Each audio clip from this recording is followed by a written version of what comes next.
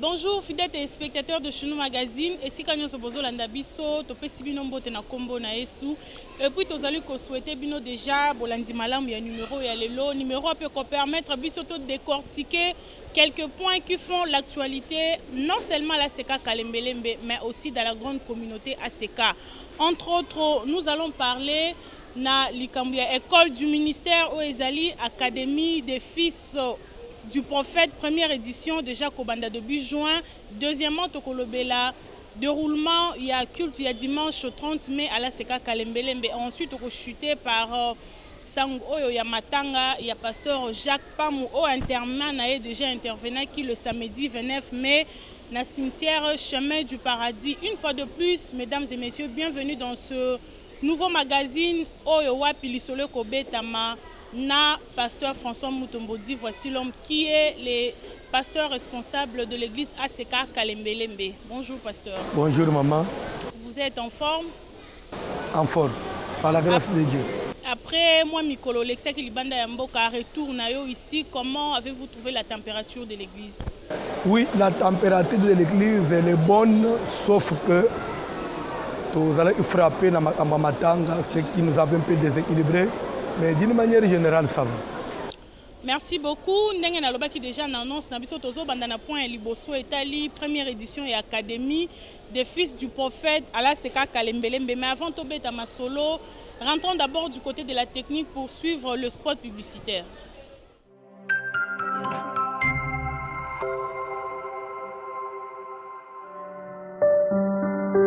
Bonjour, shalom, servantes, serviteurs de Dieu, peuple de Dieu, protocole intercesseur, vous tous qui aspirez à l'œuvre de Dieu. En français, on dit, il n'y a pas de succès sans successeur et il n'y a pas de successeur sans formation. Dans ce cadre-là, la MEC Direction, ville-province de Kinshasa, en collaboration avec la communauté ASECA, organise la première édition de l'Académie des fils des prophètes, avec comme thème vos fils et vos filles prophétiseront. La Bible dit dans les derniers temps, je répandrai de mon esprit sur toute chair. Vos fils et vos filles prophétiseront. Fils de qui et filles de qui? Venez découvrir ce mardi 1er à samedi 5 juin 2021 de 9h à 12h30 à l'ASECA Kalembelembe. 6 Kalembelembe numéro 72 dans la commune de Kinshasa. La première édition de l'école de l'Académie des fils de prophètes, ouvert à tous les enfants de Dieu, servantes, serviteurs, place Seigneur Sozwami, tous invité yo na ASECA Kalembelembe, à tous les maman, à tous les papa, pour sana oyekola, musala na nzambe, bazo a formation, même yeso a formé, iba yekole na ye, pour baza la basali ya bien. Beaucoup des hommes de Dieu échouent faute de formation. Que Dieu vous bénisse.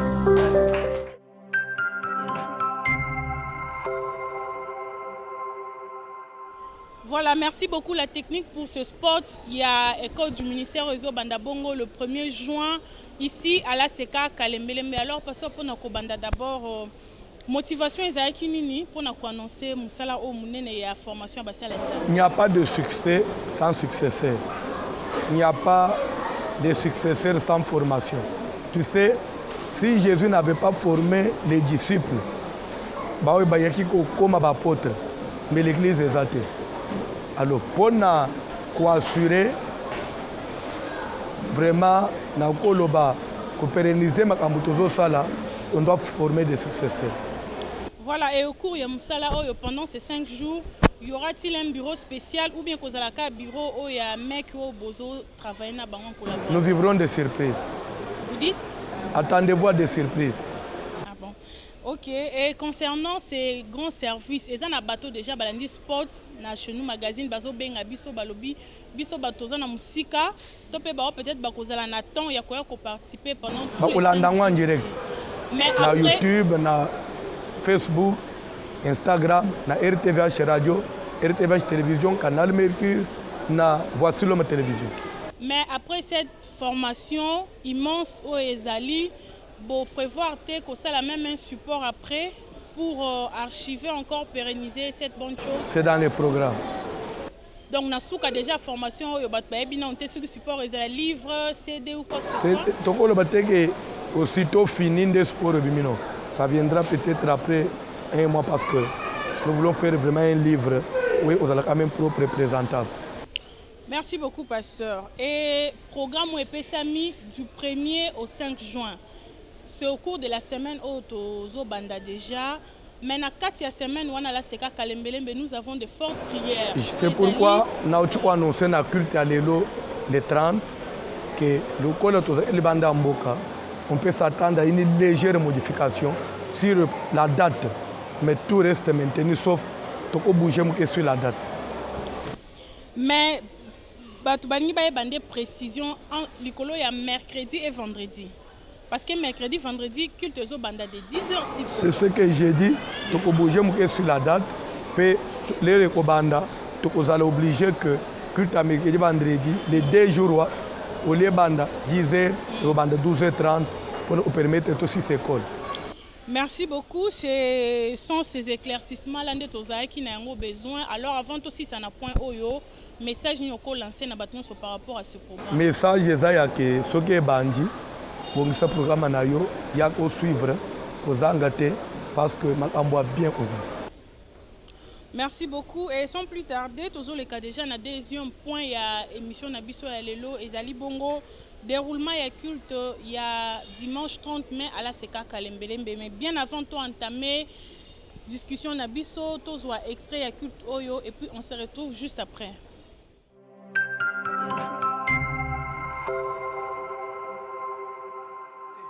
Pasi et diminué amunene na nzambe na vie ya mutu.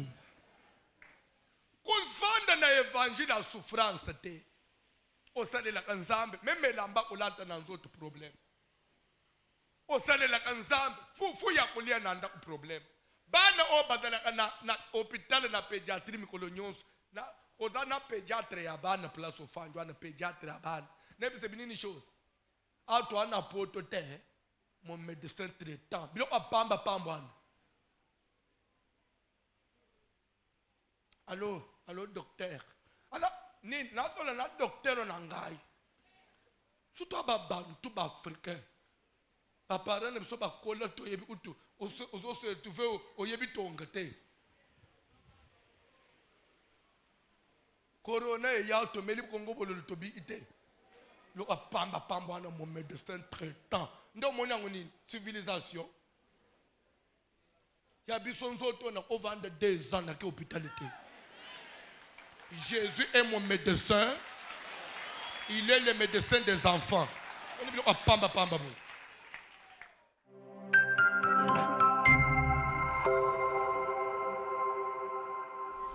Nous sommes de retour, Pasteur François. Y a-t-il quelqu'un parmi vous, est-il dans la souffrance? Des messages au Tikolobela, dimanche 30 mai à la Seka Kalembelembe. Au moment où tu es na prière à Makasi, au lobela qui sur les repos, au lobela qui sur que le Seigneur nous donne la meilleure partie du pays et aux ongles sous na passage oyo il y a Jacques. Quel est le rapport? Celui qui cherche le repos, c'est qu'il est dans quelle situation?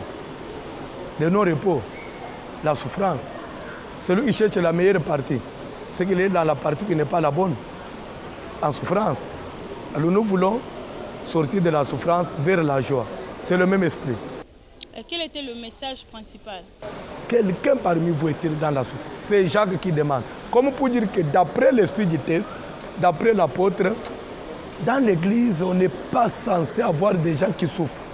Mais s'il arrivait qu'il y ait encore des gens qui traînent dans la souffrance, qu'ils prient, pourquoi ils doivent prier? Pour rejoindre ceux qui sont dans la joie. C'est pourquoi nous avons, en tout cas, proclamer cette semaine une semaine d'état, de siège spirituel, comme pour dire une semaine de guerre, de combat, où tout le monde doit prendre les armes pour combattre la souffrance qui est l'ennemi commun pour aller vers la joie, le repos. Merci beaucoup pour ce message et Tozolanda Lisusu ba interview ya ba participants na culte oyo avant tozonga pona kozwa toutes les précisions possibles sur le déroulement de la semaine.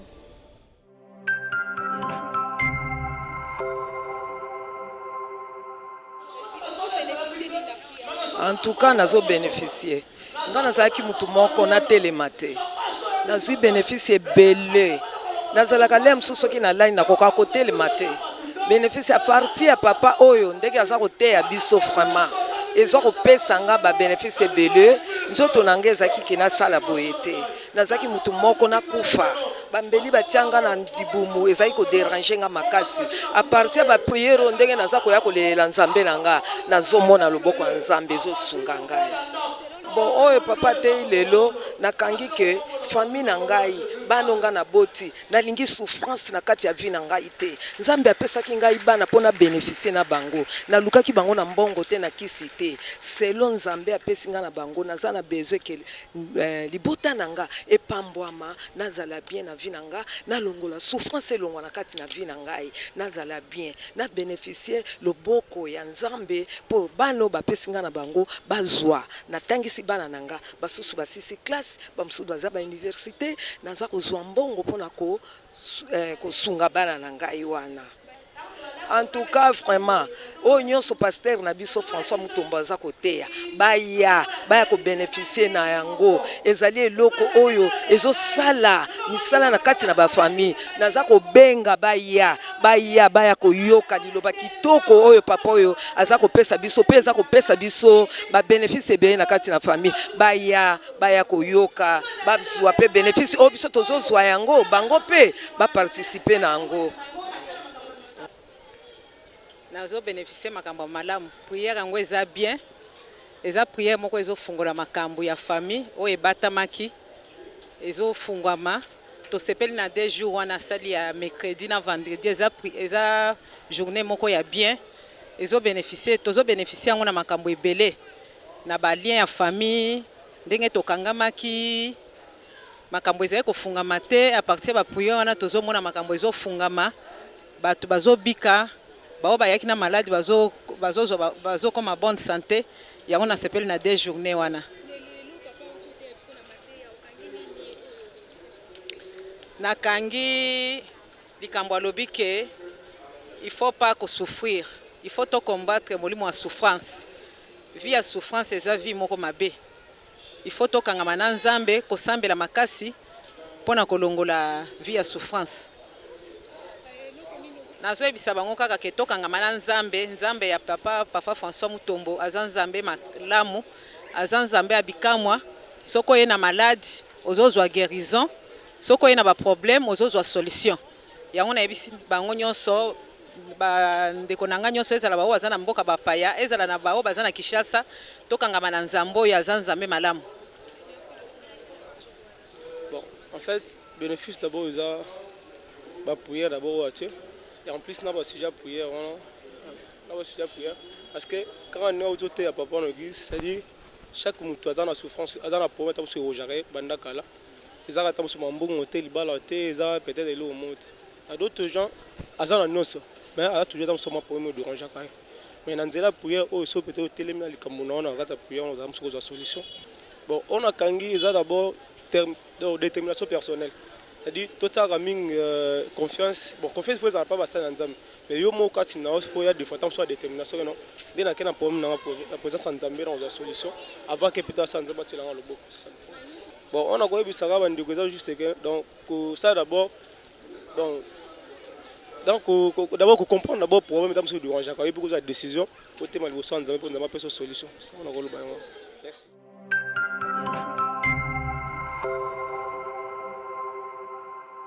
Voilà, c'était là le fidèle de la Seka Kalembelembe au micro de Chenou Magazine. Juste après les cultes, il y a dimanche 30 mai 2021. Et programme, il y a semaine et Zandengeni. Comme la semaine, ils ont maintenu mes modifications sur l'heure. Il y a 2 billes à culte. Lundi, mardi, jeudi, 16h juste prière et bande. Tout le monde tout démarrer jusqu'à 19h30. Mercredi, vendredi, 10h à 19h, non-stop. On est dans la présence de Dieu, avec des prophètes, avec des directives. Nous voulons en tout cas arriver à un résultat. Dans la prière. Dimanche, au lieu de avant-midi, on a culte à Mouké, action de grâce, 14h, culte à proprement dit. Voilà, c'est là le programme. Il y a semaine Oyo Tobandi à la Seka Kalembelembe, une semaine qui est déjà baptisée la semaine de la prière. Voilà, et c'est par cet élément de Tozali qu'on mettre fin à rubrique, na dossier Oya ACK Kalembelembe concernant aussi le programme de toute la semaine. Et Tozo a déjà point à souka entretien à Bissona, voici l'homme, Likambuya Matanga, il y a pasteur Jaco Pambu, Oya Koufaki déjà, il y a de cela quelques semaines, pas enterrement, et Salema qui mokolo ya samedi. D'abord, pasteur François Yo en tant que Mokambi. Parmi Bakambi, la grande communauté ACK, tant nouvelle il y a pasteur Jacques Ekoma qui n'a mato inayo. Pour moi, c'était comme un coup de foudre. Je ne m'y attendais pas. Maman, Berthe, on pouvait s'attendre à tout sauf ça. Parce que, vous êtes témoin, pasteur Jacques, avant qu'il ne l'umbachi, à Soumbalès, a annoncé même devant l'église que tout ça, le séminaire à Brazzaville, voici l'homme. Toujours bon, ça n'a retour au Kenya. J'apprends quelqu'un qui, autre abonné bien, même pas une semaine, où il est mort. On n'a pas pris la maladie. Déjà la mort, aussi. Bon? Dieu est souverain, il a décidé.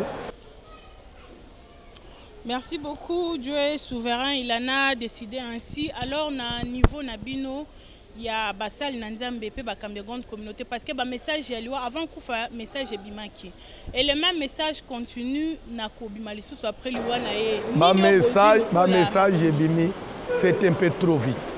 Message de ma dimanche na Kalembelembe bimi mercredi samedi mutwake l'état où tout bongama tout bande ba prière mutwake. Ça a été une surprise pour tout le monde. Nous sommes en prière. Nous continuons à prier. Nous sommes en prière. Tous les pasteurs de la SEC avec l'évêque, on est en prière. Ça ne va pas se répéter. Et un message aussi, il faut qu'on passe un message de consolation. Naba fidèle dans sa grande communauté, particulièrement Nabao et ACK Ebina. Nakoloba que babwaka kanalinga na babwaka kalibanga na nzete da manga hotel. Et na Bible tout le monde peut apôtre Jacques, bakataye mutu. Ça ne voulait pas dire que l'église primitive nzamba zala ité. Ba Etienne ba lapida bango.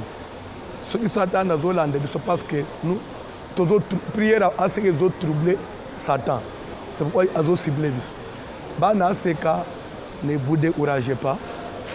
Tenez bon. Nous sommes dans le bon. Dieu est de notre côté. Malgré nous ce qu'il y a même bana ya ACK Brazzaville nyonso sans oublier assemblée oyo pasteur Jacques Okamba bana ibina. Vraiment, total à liboso, ce qui est passé. Nzamba profité, Nzamba n'a on a vu.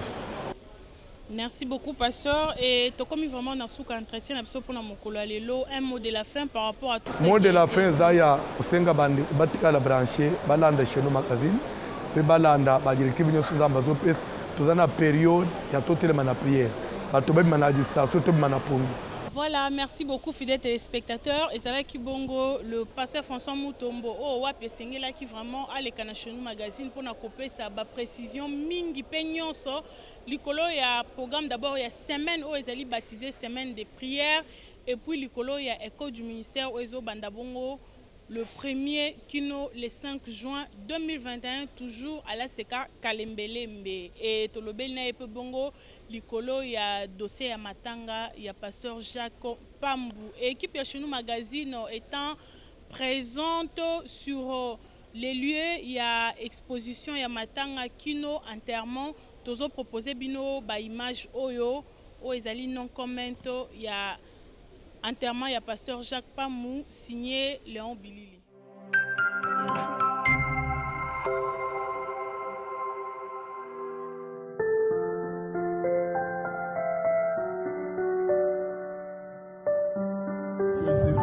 Exactement visuel.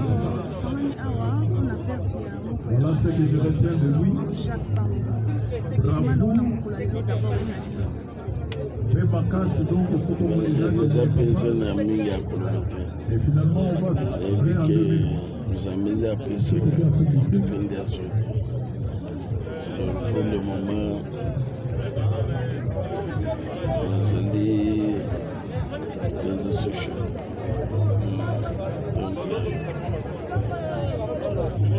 Donc, kali ya Nzambe esalama.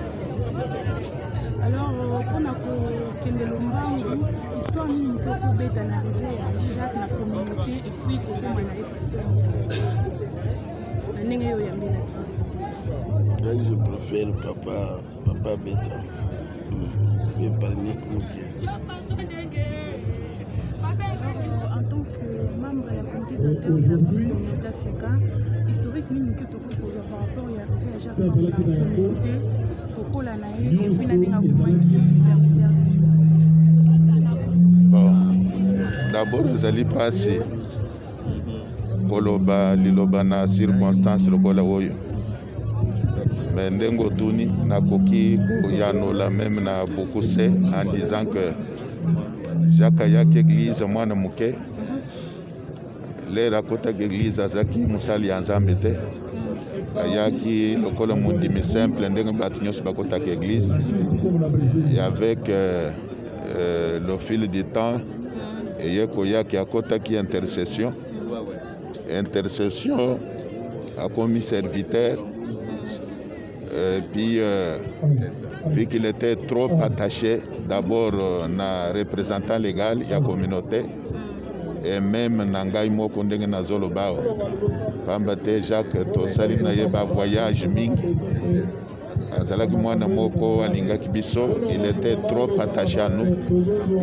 J'ai l'image même ya tozana ye na Chine mbalebele okomona tokote restaurant tosisi kolia facture ye nabimisa mbongo na pesa aboyi alobi papa yo kofuta te tika biso bana tofutela bino. C'est un enfant qui m'a personnellement beaucoup marqué et puis ndenge mikolo pe posanaka Zamba ye kosale que akomi pe pasteur. Franchement, je dois dire que na Congo Brazzaville, Jacques Atiki Elengo, il faisait la fierté même de la communauté ACK au Congo Brazzaville et principalement à Brazzaville. Mais Zambé aye kosala makambo na ye ndenge asepeli kosala. Jacques nous a quittés comme nous le pleurons aujourd'hui. Nous avons une vive émotion, mais nous sommes chrétiens, nous devons demeurer chrétiens. C'est cela. Merci.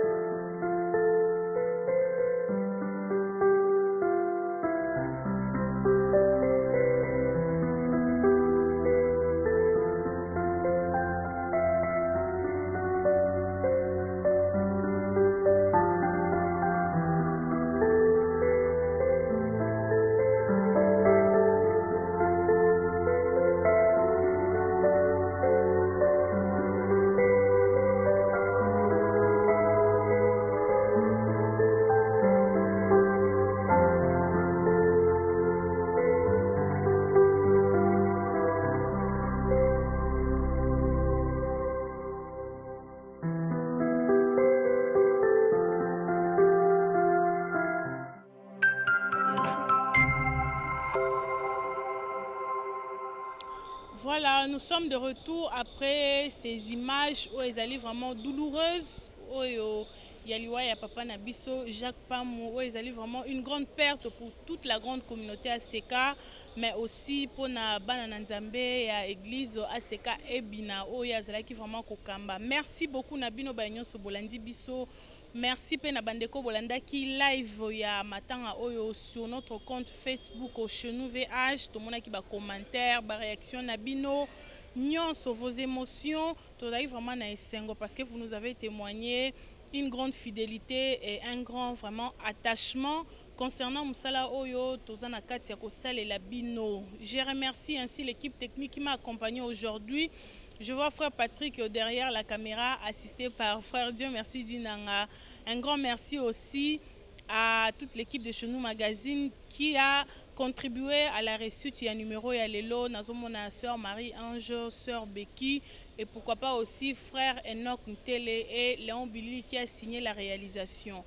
On se retrouve la semaine prochaine pour un nouveau numéro. Mais entre-temps, abonnez-vous sur notre chaîne YouTube Chenou Magazine TV. Il y a des émissions, il y a une émission Tosalakina, Pasteur Mardoché, Kachala, Oyazalaki, témoin Naliwaya, Pasteur Jacques Pamou, Aebisaki Bisso, Nini Ebomi réellement, Pasteur Poison, Maladie, Tonini, Apesaki ba précision sur l'émission, on a ezali déjà disponible sur notre chaîne YouTube Chenou Magazine Télévision. Entre-temps, portez-vous bien, que le Seigneur Dieu Tout-Puissant abatte la biso nyonso, tokutani mbala sima. Au revoir.